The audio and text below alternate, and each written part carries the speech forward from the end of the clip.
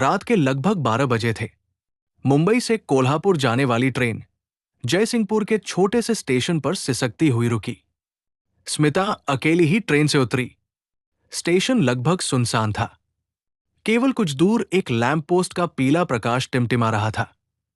स्मिता ने चारों ओर नजर दौड़ाई, अपने पिता का इंतजार करते हुए।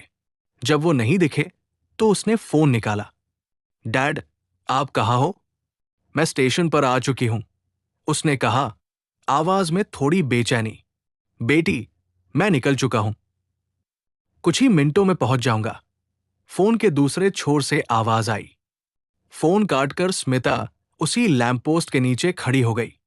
तभी उसकी नजर स्टेशन के एक कोने में बैठे 4 उग्र दिखने वाले युवकों पर पड़ी। उनकी नजरें अब सीधे उस पर टिकी थी। एक के इशारे पर वे सभी उठे और धीरे धीरे उसकी ओर बढ़ने लगे। स्मिता का दिल धड़कने लगा। वो भागने का इरादा कर ही रही थी कि उन्होंने उसे चारों ओर से घेर लिया। तभी अंधेरे में से एक कार तेज रफ्तार से आती हुई दिखाई दी। एक तेज ब्रेक की आवाज के साथ वो ठीक उनके सामने रुकी। कार का दरवाजा खुला और एक अधेड़ उम्र के व्यक्ति बाहर निकले। स्मिता ने राहत की सांस ली। ये उसके पिता थे। डैड। स्मिता रोती हुई उनकी ओर दौड़ी और उनसे जा लिपटी। उसके पिता ने उसे सांत्वना देते हुए कहा, सब ठीक है बेटा। तभी एक गुंडा चिल्लाया, बूढ़े, अपनी जान प्यारी है तो यहां से निकल जा। स्मिता के पिता ने शांत भाव से स्मिता को कार में बैठने का इशारा किया। जैसे ही वो कार के दूसरी ओर जाने लगे, एक गुंडे ने चाकू निकालकर उन पर हमला कर दिया। पर उसके हमले का जवाब उसे 1 सेकंड में मिल गया। स्मिता के पिता ने त्वरित गति से उसकी कलाई पकड़ी, चाकू नीचे गिरा दिया और एक घुटने के वार से उसे जमीन पर लुढ़का दिया।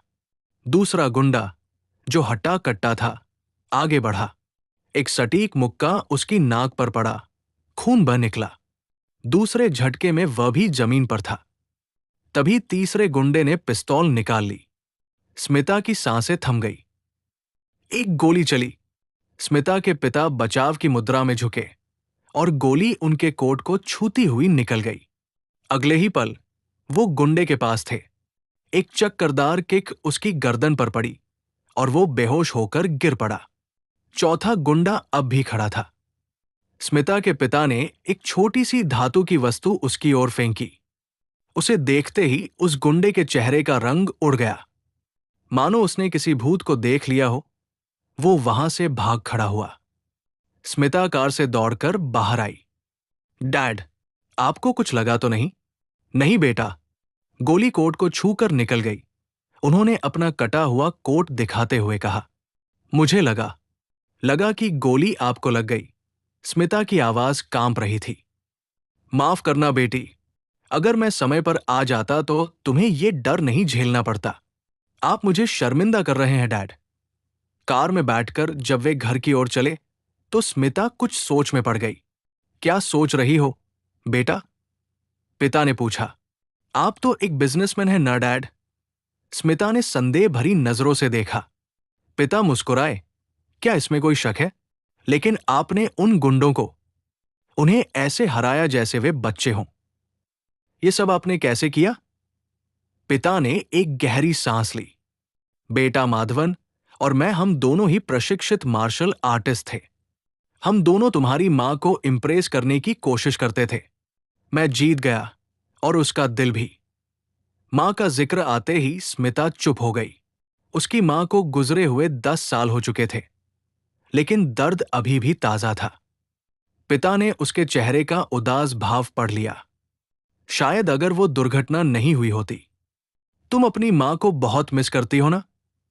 पिता ने कोमलता से पूछा। स्मिता ने केवल सिर हिलाया, आंखें नम थी। शेष सफर चुप्पी में बीता। घर पहुंचकर थकी हुई स्मिता सीधे अपने कमरे में चली गई। पर उस रात का रहस्य और उसके पिता का छिपा हुआ अतीत, दोनों ही उसके मन में कौतूहल जगा गए थे। Please like, subscribe and press bell icon for next video.